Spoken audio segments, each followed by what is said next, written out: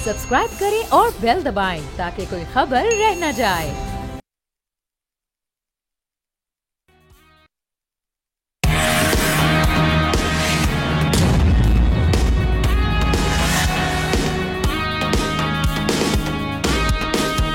अस्सलाम वालेकुम, आप देख रहे हैं न्यूज़ पंच। मैं हूं आमना खटाना। नाजरीन, मुल्की निज़ाम एहतजाज, इल्ज़ामात और बयानियों से नहीं बल्कि अफ़हाम व तफ़हीम से चलते हैं और इस हवाले से सबसे बड़ी जिम्मेदारी हुकूमती जमात पर आयद होती है कि चाहे अपोजिशन हो या इत्तेहादी, सबको साथ लेकर चले ताकि मुल्क इंतशारो अनारकी की तरफ ना जाए। शायद हालात की इसी नज़ाकत को समझते हुए हुकूमत ने एक मरतबा फिर तहरीक इंसाफ को मुज़ाकरात की दावत दे दी है। एहसन इकबाल का कहना है कि पीटीआई क़यादत सड़कों की बजाय ऐवान में आए, बामकसद मुज़ाकरात के लिए हमारे दरवाजे ओपन हैं। यही नहीं, हुकूमत ने पीपल्स पार्टी को भी हुकूमत में शामिल करने की कोशिशें तेज कर दी हैं, जिसकी तस्दीक करते हुए कायम मकाम सदर यूसुफ रजा गिलानी ने कहा कि हमने कभी नहीं कहा कि हुकूमत के साथ नहीं है। मरकज और पंजाब में काबीना में शामिल होने के लिए मुस्लिम लीग नून से बात चल रही है। दूसरी जानिब तहरीक इंसाफ के रहनुमा असद कैसर ने इसको रिस्पॉन्ड किया है, ये मुज़ाकरात की जो एक बार फिर से दावत दी गई है हुकूमत की जानिब से। उन्होंने कहा कि हमारे तहफ़्फ़ुज़ात तस्लीम ही नहीं कर रही है हुकूमत, तो मुज़ाकरात कैसे होंगे। जबकि साबिक सदर आरिफ अलवी का ये मानी खेज बयान उन्होंने हमारे सामने मौजूद है, जो उन्होंने कहा कि कुछ दिनों में ये जो प्रेशर कुकर है ये फट जाएगा, जिसका नुकसान पाकिस्तानियों को भुगतना पड़ेगा।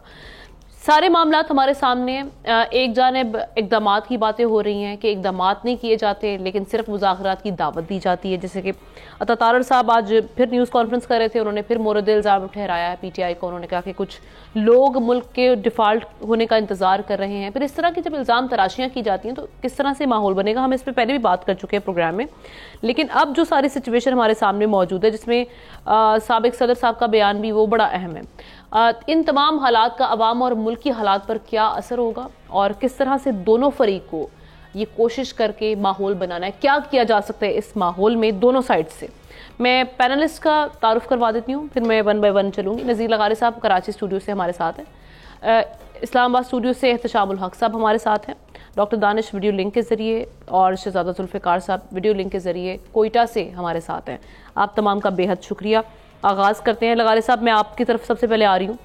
ये बातें दो मुज़ाकरात की हम डेली सुनते हैं, इस पर प्रोग्राम्स भी हमने कई कर लिए हैं, लेकिन अब जब ये असद कैसर साहब कह रहे हैं कि जनाब आपका रवैया ऐसा नहीं है, दावत आप दे देते हैं, रवैया आपका उसका बरक्स है, तो कैसे हम मुज़ाकरात कर लें।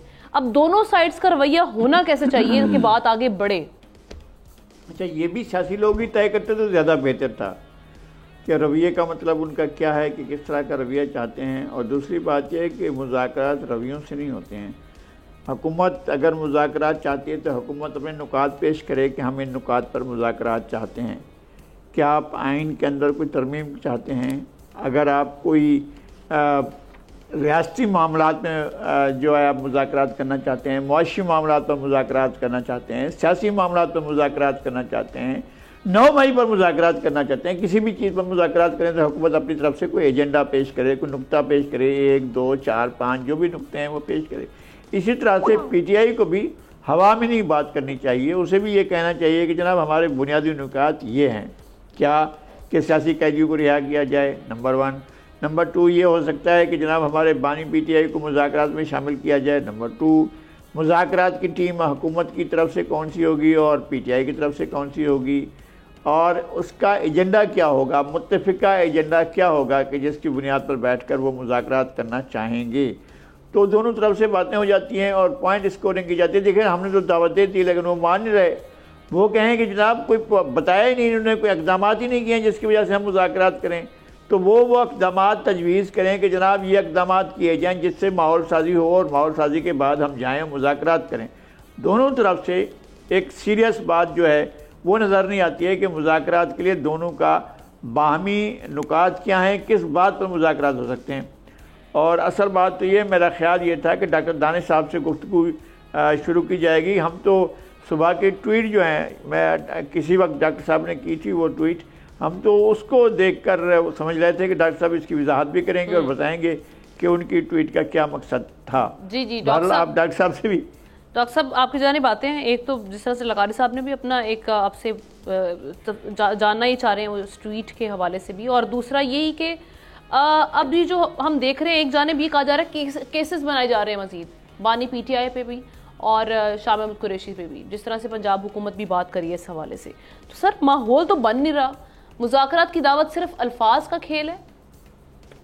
जी, आपने किस ट्वीट की बात, मैं तो सुबह से कोई 6-7 ट्वीट कर चुका हूँ, अगर कोई वजाहत हो जाए तो मैं बता दूं। आपने कहा है कि बैरिस्टर गौहर समेत PTI के 3 रहनुमा ये नहीं चाहते कि इमरान खान जेल से बाहर आएँ और मामलात का मुकमुका हो गया है, हमें नहीं पता कि कौन चीज़। अब हमें आप अगर मैं समझ गया आप जिस ट्वीट के बारे में कह रहे हैं। चलें, आपने सवाल किया है तो आपके लोगों को, व्यूवर्स की दिलचस्पी के लिए मैं बता देता हूँ कि ये कोई ज़राए होते हैं हमारे, और अहम तरीन ज़राए होते हैं, उसके ऊपर हम कर रहे होते हैं बात।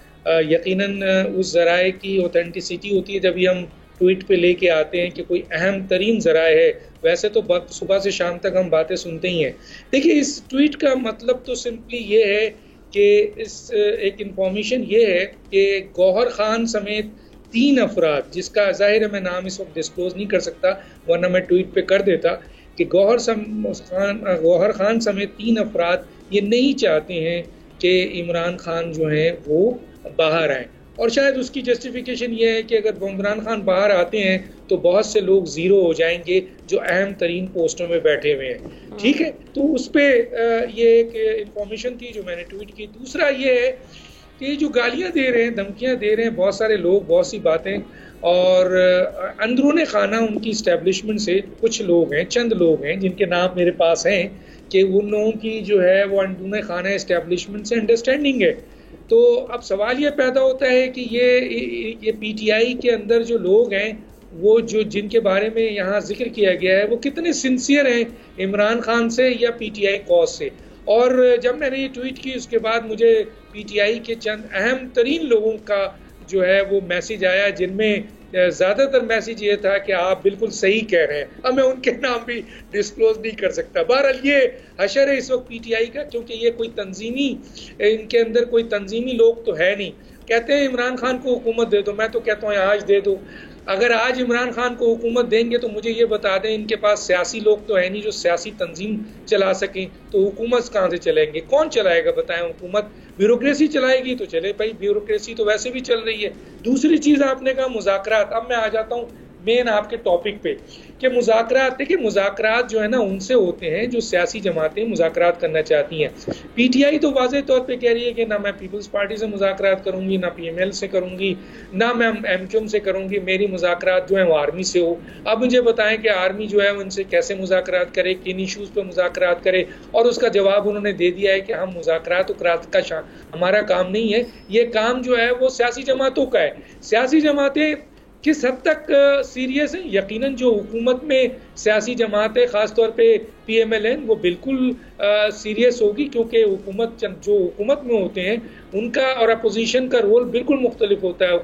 अपोजिशन शोर शराबा करती है, मसाइल पैदा करती है, लेकिन हुकूमत चाहती है कि अपोजिशन को साथ मिलाकर अपने टेन्योर को कंप्लीट करे और आगे लेके जाए। लेकिन सवाल ये है कि PTI के अब ऐसे अभी कहा मेरे दोस्त ने जनाब कि इमरान कंडीशन क्या है, तो कंडीशन उन्हें दिया है 3 कि भाई 9 मई के जो लोग हैं उनको फौरी तौर पर रहा कर दिया जाए। इसके अलावा इमरान खान पे जितने मुकदमात है वो वापस ले लिए जाएं, और जो है वो जो इलेक्शन आपने हमसे जो है वो गलत तरीके से हासिल किया वो हमें दे दिया जाए। अब मुझे बताएं इन 3 एजेंडे पे कैसे मुज़ाकरात हो सकते हैं, किस तरह हो सकता है? क्योंकि 9 मई का केस तो अदालतों में है, और रही बात इलेक्शन का फैसला हो चुका है, उसका अगर कोई कमेटी बनती है तो बना लिया जाए। तो कहने का मतलब है PTI की तरफ से कोई संजीदा कोशिश नहीं है।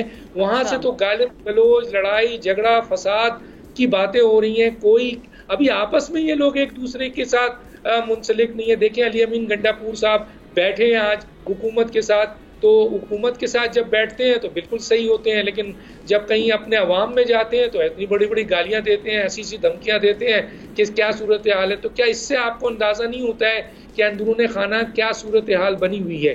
तो ये मेरा ख्याल है कि हुकूमत तो चाहती है, लेकिन और हुकूमत यही चाहती है कि क्योंकि मईशत को बेहतर करने और मुल्क को आगे बढ़ाने के लिए वो हर सियासी जमात से बात करना चाहेगी। लेकिन मैं नहीं समझता कि PTI के पास कोई एजेंडा है या उनके पास कोई ऐसे लोग हैं जो मुत्तहिद होकर या आपस में बैठते हैं तो लड़ते हैं, एक दूसरे को धमकियां देते हैं। जैसे मैंने एक ट्वीट किया, इनमें से चंद नाम मैं बता दूं तो आप हैरान रह जाएंगे। क्या आप डॉक्टर साहब, आप बिल्कुल सही कह रहे हैं, और वो लोग हैं जो मेन फेस कर रहे हैं पीटीआई को। मैं क्या बोलूं आपको।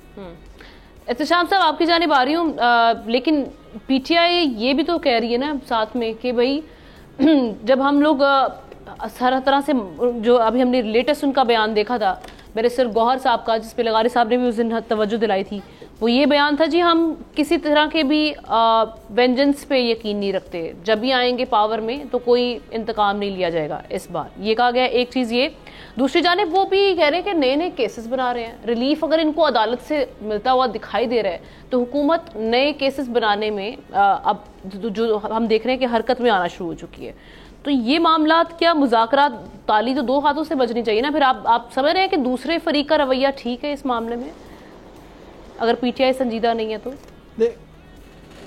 देखिए हम ना, इस वक्त सवाल तो बड़ा यही पूछा जा रहा है सारे क्वार्टर्स में, अनऑफिशियल और ऑफिशियल क्वार्टर्स में, सियासी हल्कों में, कि भी इस वक्त मजबूर कौन है, परेशानी किसकी है, किसकी जमात के लोग अंदर हैं, किसका लीडर अंदर है, उन्हें रिलीफ चाहिए, क्या करने की ज़रूरत है। ठीक है, बाय डिज़ाइन नहीं तो बाय डिफ़ॉल्ट कहीं ना कहीं उनको फ़ायदा तो हो रहा है, जुडिशरी उनको फ़ायदा दे रही है। एक तरफ वही कहते हैं ना, टॉक और साथ साथ फाइट भी चल रही है। देखिए सूरत हाल जिस तरफ इशारा कर रही है ना, वो ये है कि हु ब्लिंक्स फर्स्ट। अभी तक तो लोगों ने कहना शुरू कर दिया है, जो कहते हैं कि जी देखें पहले कौन गिरेगा। अब वहाँ से जो पीटीआई से जो सिग्नल आते हैं, बड़े मिक्स किस्म के सिग्नल हैं। अब ये जो बात हो रही थी ना कि जी जो आप जिनका हवाला दे रहे हैं गौर साहब का, कि जी वो कहते हैं वेंजेंस पे हम बिलीव नहीं करते, बाकी लोग कहते हैं कि जी इतना करें जितना बर्दाश्त कर सकते हैं, हमने आना है तो देख लेंगे। बिल्कुल, जो कहते हैं बाप से माफ़ी नहीं मांगेंगे, वो आपको छोड़ेंगे। देखिए सूरत हाल ये कि आप मेरी नज़र में सारे सिनेरियो में पीटीआई को अगर देखा जाए आमना, तो शहरयार अफरीदी का बड़ा बयान इंपॉर्टेंट है। दूसरा बयान है कि मैं फट्टा नहीं चाहता, लेकिन मुझे पता है कि हमारे लीडर के साथ क्या हो रहा है, कौन नहीं चाहता उनकी रिहाई हो, जिसकी तरफ दाने इशारा कर रहे हैं कि किसका फ़ायदा है कि जनाब मज़े से हम मौज करते रहें और वो बंदा अंदर ही रहे। देखिए सवाल तो ये ना कि हमने इस वक्त रिसीविंग एंड पे कौन है। ठीक है, इनका अगर ख्याल है कि जी और केसेस बना के, जो समझते हैं पीटीआई वाले के अल्टीमेटली इनको खुद पीछे हटना होगा, तो नहीं होगा। ये बार बार बात आती है कि 9 मई का फ़ैसला हो जाए। देखिए ना आप, वो अगले दिन भी एक क्लिप दिखाया गया था, वो अपना जब ये 9 मई हुआ तो 13 मई को इस्लामाबाद हाई कोर्ट में जब पेश हुए थे यहाँ पे बानी पीटीआई, और जब उनसे सवाल पूछा गया कि खान साहब आपको पता है ये सब कुछ हुआ, आपके लोगों ने किया पीटीआई के, तो उन्होंने आमना ये कहा था कि जो रिकॉर्ड की बात है कि जी रेंजर्स ने गिरफ्तार किया तो जाहिर है एक्शन तो रिएक्शन तो आना था, आइंदा भी करेंगे तो उनके खिलाफ आएंगे। मुझे बताएं इसके बाद कोई गुंजाइश रह जाती है कि आप कहें कि हमने नहीं किया, या आप कहें कि फॉल्स फ्लैग ऑपरेशन है? तो देखिए कोई तरीका कार तय होता है ना बातचीत करने का। अगर आप ये समझते हैं कि जी एक मुद्दत के बाद एस्टैब्लिशमेंट एग्जॉस्ट हो जाएगी, हमारी बात मानेगी, तो नहीं समझ आती बात ऐसा होगा। देखें ना, इतना बड़ा इल्ज़ाम कि 200 जगहों पे हमला करने के बाद तो इस बात को पी जाएंगे कि हमने खुद करवाया था और ये सिर्फ दबाव में ला के बातचीत कर लेंगे, ऐसा नहीं होगा। कुछ पार्टी के लोग अंदर हैं, जिस तरह अभी अली इसने शहरयार अफरीदी ने बात की, इस तरह की अली जफ़र के बारे में बातें मशहूर हैं, वो पीछे हट गए। उनको ऑफ़र की गई थी गौर खान से पहले कि आप बन जाएं, तो उन्होंने कहा कि मैं इन हालात में पार्टी का चेयरमैन नहीं बन सकता। वो भी यही कह रहे हैं कि भाई ये तरीक़ाकार आपका ठीक नहीं है, आप नुकसान कर रहे हैं। वो आप तय करें ना पैरामीटर्स के, आप चाहते क्या हैं। देखिए ना, बातचीत जिस तरह भी रोज़ बात करते हो तो कहते हैं हमने आपसे बात ही नहीं करनी, बात करें मुख्तारा करेंगे। अब जो राना सनाउल्लाह साहब ने एक स्पैनर फेंका हुआ है, वो तो यही कहते हैं कि जी बातचीत कर लेनी चाहिए, हम दावत दे रहे हैं। उधर से यूसुफ रज़ा गिलानी साहब जो है ना, वो अपनी गेम बना रहे हैं पीपल्स पार्टी को सामने रखते हुए। इसीलिए तो हम देख रहे हैं पुराने जितने भी हमारे सीनियर सियासतदान हैं, वो तो सब यही कह रहे हैं कि मुज़ाकरात वाला माहौल बनाना चाहिए, उसमें चाहे राना सनाउल्लाह साहब को उठा लें, वहाँ पे पीपल्स पार्टी के आप उठा लें, खुर्शीद शाह साहब वगैरह। आमना माहौल की बात तो कर रहे हैं, दूसरी तरफ वो भी देख रहे हैं अपने मफाद की बात कर रहे हैं। अभी वो ये कह रहे हैं कि जी हमें अगर बेहतर जो कहते हैं सीटें दी जाएंगी तो हम शायद ज्वाइन कर लेंगे। और इसी तरह से आपने नाम लिया खुर्शीद शाह साहब का, उन्होंने कहा जी किसी सूरत में चीफ जस्टिस की हम नहीं मानेंगे, क्या कहते हैं एक्सटेंशन पे। जब पूछा गया आर्मी चीफ, कहते हैं वक्त आएगा तो देख लेंगे। लेकिन ना दोनों तरफ लोग खेल रहे होते। तो इस वक्त सूरत हाल ये है, मेरा ख्याल है इतना मामला ख़राब हो गया। लोगों का ख्याल था कि जी 8 फरवरी के बाद इलेक्शन के बाद चीज़ें ठीक होना शुरू हो जाएंगी, लेकिन ऐसा नहीं हो रहा। मुझे तो वो याद आ रहा है, वो 1215 में जो मैग्ना कार्टा हुआ था इंग्लैंड में, पहली मरतबा हुकूमत ने मनवा लिया था उस वक्त की हुकूमत ने, पॉलिटिशियन ने बादशाह से कि भी आप कानून से ऊपर नहीं हैं। और वह ये जो कहा जाता था कि जी लोगों को पहली मरतबा हक़ दिया गया कि जायदाद रख सकते हैं, और ह्यूमन राइट्स की बात होगी, और ये जो अभी बात हो रही है कि जी इकोनॉमिक और पोलिटिकल हम इंस्टेबिलिटी को देख रहे हैं, इस हवाले से हम चाहते हैं सारे एक मेज़ पे बैठ जाए। हमने इस वक्त सूरत हाल इतनी खौफनाक है कि अब हम रोज़ बात कर रहे होते हैं, बाज़ औक़ात बड़ी शर्म आती है कि हम अपने मुल्क के बारे में बातें कर रहे हैं। देखिए कुछ भी हालात ठीक नहीं हो रहे, इसलिए कि सारी दुनिया कह रही है कब स्टेबिलिटी आएगी। देखिए वो देख लें MBS नहीं आए, इसी तरह से लोग देख रहे हैं कि जी पहले अपने मामला ठीक करें। चाइना भी आपको इस तरह भी देख रहा है, एब्सोल्युटली दुनिया हमारी जानिब तभी देखेगी जब यहाँ पर पॉलिटिकल स्टेबिलिटी होगी, तभी इकोनॉमिक हम देखेंगे कि मामला बेहतर होंगे, तभी लोग आके सरमायाकारी में अपना दिलचस्पी भी दिखाएंगे। ये तो अल्लाह भला करे कि इस वक्त सऊदी अरब की जानिब से जो एक सरमायाकारी में दिलचस्पी दिखाई जा रही है।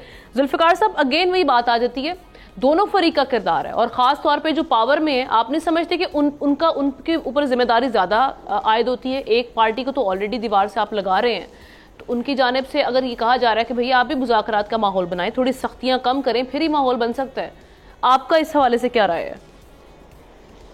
मामला तो हल करनी है। बहुत ज़्यादा इम्पोर्टेंट जो बात है वो ये है कि क्या इस वक्त मुस्लिम लीग और PTI का मसला है या हुकूमत का और PTI का मसला है? कतन ऐसे नहीं, मसला किसी और का है। और बात इस वक्त हुकूमत ज़रूर ये कर रही है, ये अगर राना सनाउल्लाह या दूसरे अगर ये बात ना करें कि नहीं नहीं मुज़ाकरात की दावत देते हैं, हम उनसे बात करते हैं, ये ना करें तो लोग कहेंगे कि क्या अजीब लोग हैं। देखिए अब दो आप एंड पे आप उसको देख लें, वो कहते हैं कि आप 9 मई के सारे केसेस ले लें, सारे हमारे भाई को रिहा कर दें सब, और आपकी वजूद को वो तस्लीम करते हो, कहते हैं तमाम सीटें हमारी थी, जीती हुई थी, ये 200 सीटें हमें दे दें। तो क्या ये हो सकता है? मुज़ाकरात वहाँ होते हैं कि वो दूसरा उनको इंगेज करे, पता भी है कि मामला उनका किसी और के साथ है, लेकिन PMLN के साथ, पीपल्स पार्टी के साथ वो बात उनको करनी चाहिए। जब वो उनको कहते हैं तुम चोर डाकू हो, हम तुम्हें मानते ही नहीं है, तो फिर मुज़ाकरात कतल नहीं होंगे। उनको भी कुछ लचक लाना चाहिए, बैठे तो सही, वो उनकी डिमांड यही होनी चाहिए, डिमांड वो रखें, लेकिन कुछ सेशन में जाके बैठें, बात करें। अच्छा भाई, थोड़ा सारा कॉन्फिडेंस बिल्डिंग मेजर्स भी होने चाहिए, आप केसेस बनाना बंद कर दें, सख्तियां कम कर दें थोड़ा सा, तो इस तरह से चीजें मेरे ख्याल में हो सकती हैं। लेकिन अगर आपका वही रवैया रहे कि आप दूसरों को तस्लीम ना करें, तो मेरे ख्याल में बातचीत नहीं हो सकती। वक्त का तकाजा ये है कि आपने आर्मी के खिलाफ भी आप बात करते हैं, 9 मई से भी आप इनकारी हैं, पीपल्स पार्टी को और उसको और इनको इन सबको आप एक ही सफ में खड़े होके आप उन पर जो है ना ब्रस्ट फायर भी करते हैं। तो मेरे ख्याल में वो ज्यादती अपने साथ कर रहे हैं, और खासकर इस माहौल में जहां PTI के अंदर रिफ्ट मौजूद है। और सब ये चाहते हैं कि जैसे अभी बता दिया डॉक्टर दानिश ने बता दिया, और उसके अलावा जो है आपके इत्तेशाम साहब भी बता रहे थे कि अंदरूनी लड़ाई अपनी जगह मौजूद है। तो मेरे ख्याल में आगे चलकर ये इनके हाथ से चीजें निकलती जाएंगी, आगे चल के इनको नुकसान होगा। अगले इलेक्शन में मुमकिन है कि वो 400 सीटें वो 300 सीटों के साथ और 200 सीटों के साथ, मैं एक फर्ज कर रहा हूँ कि वो उनके मेजॉरिटी आएगी, वो बात उस वक्त देखी जाएगी। लेकिन इस वक्त माहौल उस तरह नहीं है जो वो चीज़ चाह रहे हैं अपने फेवर में। मुझे नहीं लगता कि मुज़ाकरात होंगे, इस माहौल में कतल नहीं होंगे। और ये बात बहुत इंपॉर्टेंट है कि मुज़ाकरात जिससे चाह रहे हैं, उन्होंने कहा कि जी हम आपसे कोई मुज़ाकरात नहीं करते हैं, आपने कोई एग्रीमेंट, कोई जुडिशल कमीशन बनाना है, जो कुछ बनाना है, हुकूमत वक्त है, उनसे बात करें। हुकूमत वक्त को समझते कुछ नहीं है, कैसे होगा? जी सही। चलें जनाब, आपकी सवाल वाले से राय आ चुकी है, लेकिन ये जुमला आरिफ अलवी साहब की जानिब से, ये स्टेटमेंट, इसमें वॉल्यूम तो है कि कुछ दिनों में ये प्रेशर कुकर फट जाएगा और इसके जो नताइज हैं ये पाकिस्तानी अवाम को भुगतना पड़ेंगे। सो हमारे सियासतदानों को अब समझना चाहिए कि इस नहज तक हालात पहुँच चुके हैं। अब आगे से एक भी छोटा सा पुश मिला तो जनाब ये हाथ से बाहर, कंट्रोल से बाहर चीज़ें हो जाएंगी। ब्रेक लेते हैं, ब्रेक के बाद मुआशी सूरत हाल पर बात होगी।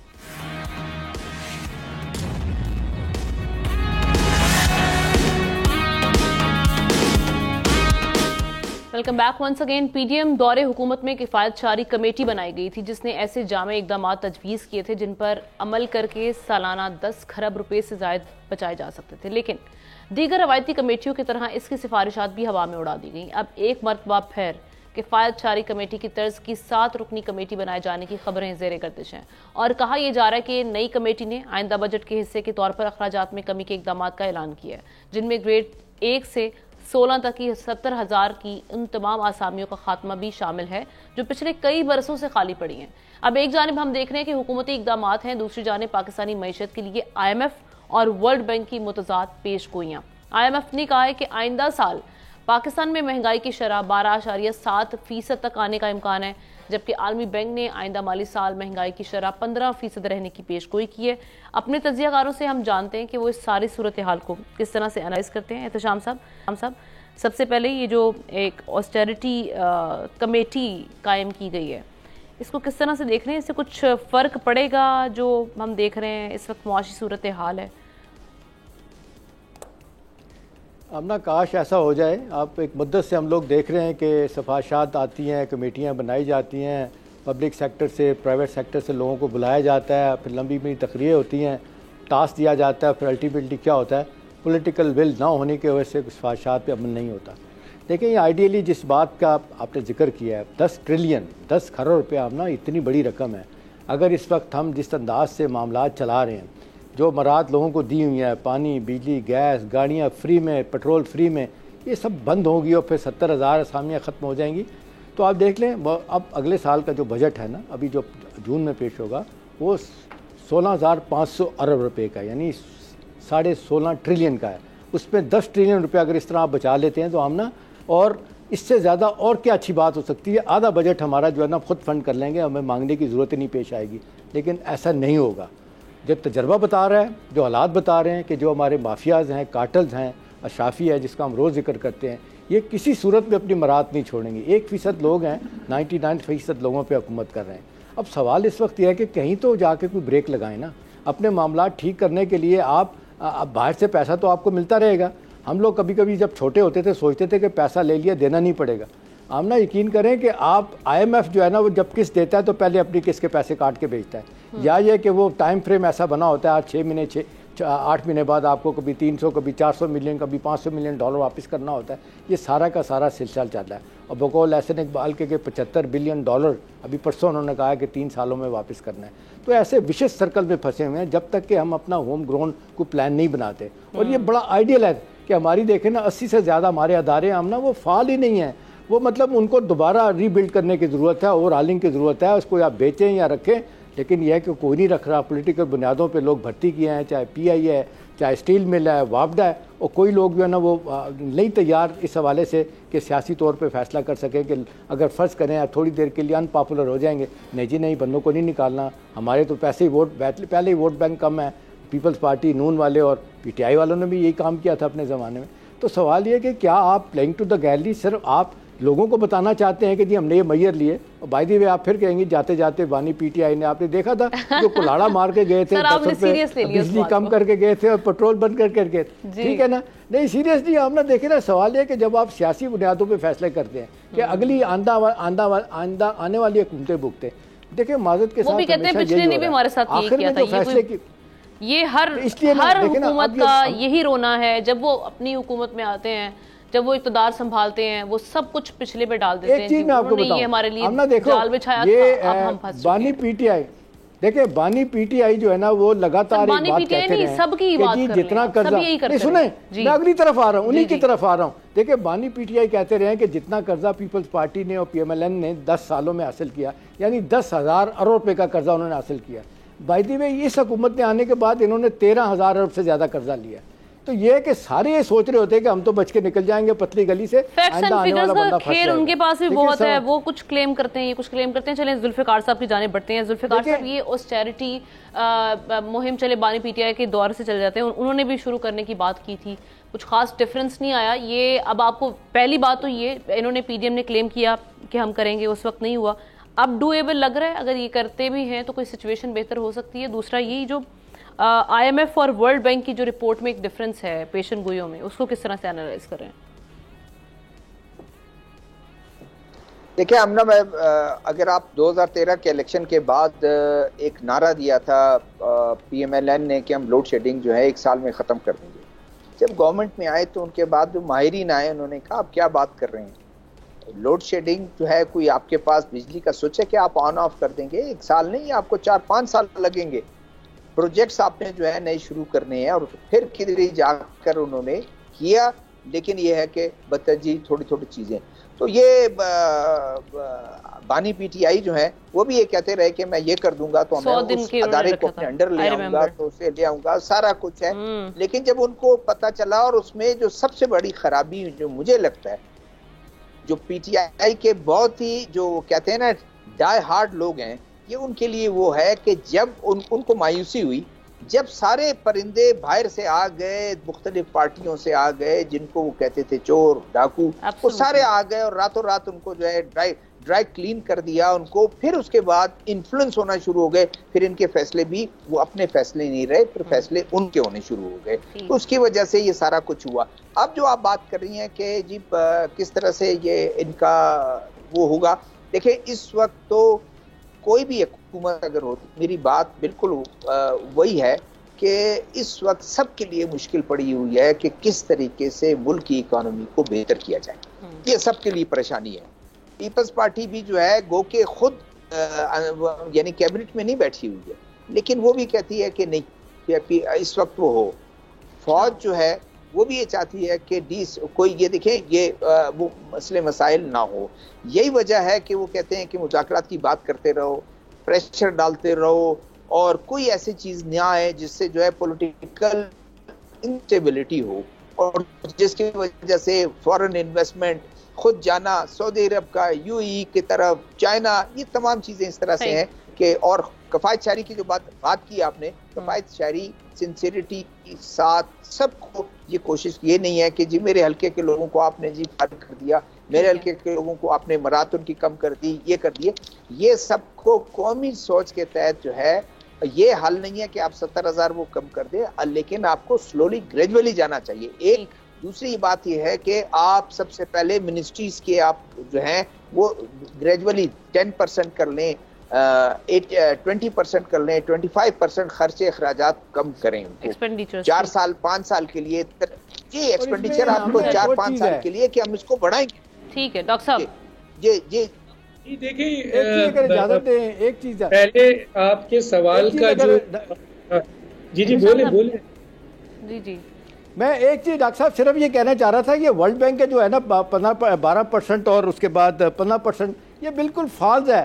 आमना 22% जब आपके इंटरेस्ट रेट होंगे तो आप महंगाई कैसे कम करेंगे? ये सिर्फ इसलिए कह रहे हैं कि मैं अपना इंटरेस्ट रेट कम ना करने पड़े और ये ऑस्टेरिटी मेजर लेते रहे, यानी वो ग्रोथ वर्सेस स्टेबलाइजेशन, ग्रोथ नहीं होगी, ना जॉब क्रिएशन होगी, ना और मामला ठीक होंगे। बस वो ये सिर्फ आपको मुझे दिलासा देने के लिए कहते हैं, असल में कभी भी ये 15% 12% 22% इंटरेस्ट रेट होते हैं। इम्पोर्टेंट 2-3 बातें, एक तो आपने कही है, मैं जवाब तेजी से दे दूं कि जनाब साबिक सदर अलवी साहब ने कहा है कि जी वो जो फटेगा तो फिर बड़ा क्या कहते हैं आपके, फिर भुगतना पड़ेंगे नताइज अवाम को।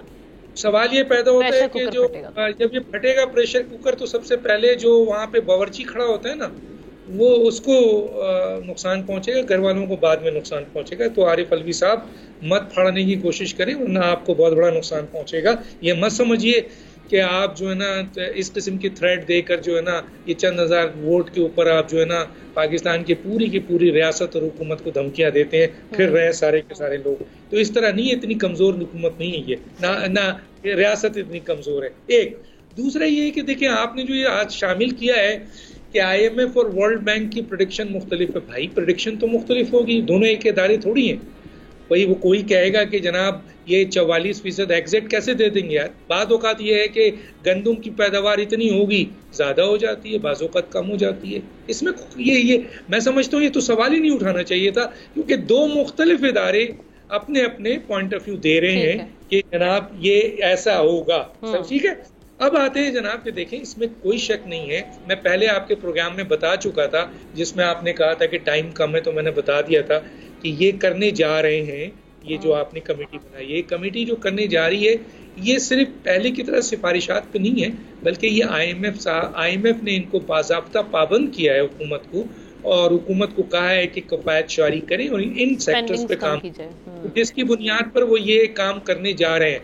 और एक बात और आपको बता दूं, देखिए ये आम हुकूमत नहीं है, इसमें स्पेशल इन्वेस्टमेंट फैसिलिटेशन काउंसिल्स है जिसमें आर्मी बैठी हुई है और जिसमें जो है वो हुकूमत है और रास्ता किसी के पास नहीं है। अभी जो मैं आपको थोड़ा सा बता दूं, जैसे सऊदी अरब यूएई के बाद अब कतर जो है सरमाया करनी जा रही है। पाकिस्तान का रिजर्व $10 बिलियन तक पहुंच गया है। पाकिस्तानी एक्सपोर्ट 9.1% के इजाफे के साथ $25.28 हो गई है। जल्द ही $32 का वो करने जा रहे हैं। महंगाई 38% से 21% पे आ गई है। आम बहुत से ऐसे फल होते हैं, बहुत सी ऐसी जगह होती हैं, अब डिफेंस में महंगा है, लालू खेत में सस्ता है, तो बहुत सी बातें हैं, यहाँ पे लंबी नहीं कर सकता मैं। उसके बाद है बैरून मुल्क तरसीलात में $21 अरब की आमद हुई है। स्टॉक मार्केट इंडेक्स 76 हजार उसने क्रॉस किया है। आईटी सेक्टर में सिर्फ मार्च में $306 मिलियन रिकॉर्ड बरामद हुई है। पाकिस्तान का तजारती खसारा 18% कम होकर $19.5 अरब रह गया है। करंट अकाउंट खसारा $49 करोड़ 10 लाख सरप्लस हो गया है। ये रिकॉर्ड का हिस्सा है, ये मैं अपने तरफ से नहीं कह रहा हूँ। पाकिस्तान जो तस्वीर नक्शा सब बदल के हमें सब ये सारी चीज है, लेकिन इसके अलावा बहुत काम करना पड़ेगा, बहुत काम करना पड़ेगा यकीनन। लेकिन इसको इस तरह ना ले, 9 महीने में इकोनॉमी ट्रैक पे आई है, सब मान रहे हैं, चाहे वो मूडीज हो, IMF हो, वर्ल्ड बैंक हो, एशियन तरक्की बैंक हो, स्टेट बैंक हो, पाकिस्तान की मिनिस्ट्री ऑफ फाइनेंस हो, एशियन डेवलपमेंट बैंक हो, सब मानते हैं कि 9 महीने में इकोनॉमी ट्रैक पे आई है। वो इकोनॉमी जो तबाही की तरफ जा चुकी थी, तो अच्छी बात, उनके लिए अच्छा फैसले हैं, अच्छी बातें हैं ये। लगारे साहब, ये रिलीफ हमें क्यों दिखाई नहीं दे रहा? आम आवाम फिर क्यों इतना चीख रही है? अगर आवाम तो जब देखें वो कहते हैं महंगाई हो रही है, ये हो गया, वो हो गया, बिजली का बिल आ गया, गैस का बिल आ गया। आपकी गुफ्तगू के बाद मुझे भी नजर आ रही है ना आप कह लग रहा है ना एक सुकून मिला है कि भाई सब चीजें नहीं, मुझे वाकई अच्छा लग रहा है डॉक्टर साहब जिस तरह एक्सप्लेन कर रहे हैं चीज़ों को, जिस हम क्लास से हैं। वाकई मैं तो मालूम करता रहता हूँ, लेकिन लोगों को पता नहीं होता है कि आटे का नर्ख क्या है, और अगर आप जाते हैं ग्रॉसरी लेने के लिए तो आपको कितना खर्च करना पड़ता है। हम तो बहुत कम आमदनियों वाले तबके से ताल्लुक़ रखते हैं, तो वहाँ पर हमें भी मालूम होता है कि चीज़ें किस तरह से महंगी हो रही हैं, लेकिन अगर रिलीफ होता है तो वो भी नज़र आता है। डॉक्टर साहब ने बहुत अच्छी बात की है। एक तो 70,000 असामियाँ, अगर वो नहीं है उनकी ज़रूरत, तो अगर उसको ख़त्म कर रहे हैं, वैसे भी वहाँ पर एम्प्लॉयमेंट तो है नहीं, अगर ख़त्म कर रहे हैं, अबॉलिश कर रहे हैं, तो ज़ाहिर है वो आप जो रखते हैं, एलोकेशन करते हैं, वो आप एलोकेट नहीं करेंगे, तो उसकी जो भी तनख्वाहें हैं, जो भी मराहत है, आप एलोकेट नहीं करेंगे।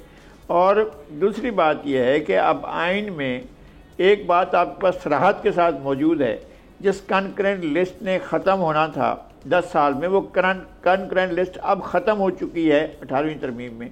अब जो महकमे जिन पर लेजिस्लेशन वफाक ने और सूबों ने करनी थी, मिलकर करनी थी या अपने अपने तौर पर करनी थी, लेकिन अब वो सूबों को डिवाल्व हो गए, तो मेरे ख्याल में मरकज़ में ऐसे महकमों के, ऐसे इदारों के, ऐसे डिवीजन्स के, ऐसे किसी किस्म के दफातर की ज़रूरत नहीं है। अब वो सूबों को चले जाएंगे और वो अपने आप को वहाँ पर अपनी कैपेसिटी बिल्डिंग पर तवज्जो दें, उनके पास फंड्स मौजूद होते हैं, वो उसकी कैपेसिटी बिल्डिंग करें और वफाक के ऊपर बोझ जो है वो कम हो जाए। वफाक के ऊपर बहुत बड़ा बोझ है। जैसे आपको बहुत से महकमे जो थे वो आप प्रोविंसेस में चले गए हैं, आपका सयाहत चला गया, ज़कात चला गया, औकाफ चला गया, इस्लामी तालीम चली गई, आपका करिकुलम चला गया, आपका सिलेबस चला गया, मतरूका अमलाक चली गई, ये सारे के सारे, और एम्प्लॉयमेंट इंश्योरेंस चली गई, रेगुलेशन चले गए जो लेबर के लिए बनाए जाते थे। इन बहुत सी चीज़ें, ट्रेड यूनियन, इंडस्ट्रियल और जो लेबर के वो डिस्प्यूट्स होते हैं उनको तय करने के मामला, ये सारी चीज़ें जो हैं डिवॉल्व हुई हैं और ये चली गई हैं सूबों के पास। अब वफाक में इन चीज़ों का, इन इदारों का मौजूद होना, उसको ख़त्म करेंगे तो आपके अखराजात और ज़्यादा कम हो जाएंगे। बोले भाई अब तालीम अगर चला गया है सूबों के पास, तो अब तालीम में मरकज़ में क्या है? अब मेरे ख्याल में मरकज़ में तो तय किया ना, आप कोई नई यूनिवर्सिटी मरकज़ नहीं बनाएगा, वफाक नहीं बनाएगा, तो जो चलते हुए आपके पास हैं इदारे वो हवाले करें सूबों के, और सूबे अपने अपने तौर पर करें। फिर फेडरल गवर्नमेंट के अपने बोर्ड्स अपने मौजूद हैं, उनकी ज़रूरत नहीं है, उनको डिवॉल्व किया जाए, दे दिया जाए, सूबों के हवाले किया जाए। फिर आप एमिनेशन वगैरह था, ये कनकरेंट होता था, वो सूबों के हवाले हो गया, तो सूबों के पास होना चाहिए। और सारी चीज़ें जो हैं वफाक का दायराकार है, आप वफाक की दारुल हुकूमत में, आप वफाक की दारुल हुकूमत को आपने हाई कोर्ट दे दिया, एक सूबा भी बना दें। अच्छा, और इसके साथ साथ जहाँ पर आपको वफाक को ज़्यादा मुतनासिब बनाना है, मुनासिब बनाना है और वफाक को एक मुनसिफाना वफाक बनाना है, तो आप बनाएं। लोग डिमांड कर रहे हैं सराय की सूबा बनाएं, हज़ारा सूबा अगर बनाना है तो वो बनाएं, लेकिन ये कि आपको लोगों को डिलीवर करना। सर कराची को भी नहीं, कराची की तो मेरे ख्याल में कोई जरूरत नहीं है। कराची नहीं, कराची ऐसा ना करें, ऐसा ना करें, ऐसा ना करें, ऐसा ना करें, ऐसा ना करें। इसका मतलब ये है कि आप चाहते हैं कि बाकी सूबे भी ना बने। चलें, ये एक अलग बहस है जी। एडमिनिस्ट्रेटिव सूबे बना दे सर। जी जी। तो मेरी ये गुजारिश है कि वफाक अपने जो बहुत से महकमे वो अपने पास रख कर बैठा है, वो डिवॉल्व कर चुके हैं, वो आईनी तौर पर वैसे ही डिवॉल्व हो चुके हैं। अब वफाक में किसी इदारे की मौजूदगी, मैंने खुद देखा था, अभी निगरान हुकूमत में भी वज़ीर तालीम भी थे, वज़ीर सियासत भी थे।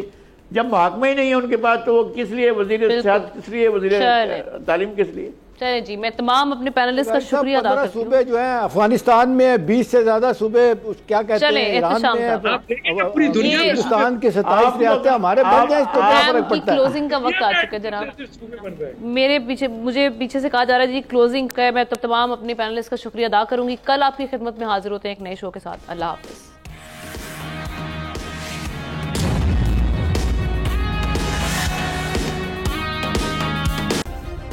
सब्सक्राइब करें और बेल दबाएं ताकि कोई खबर रह न जाए।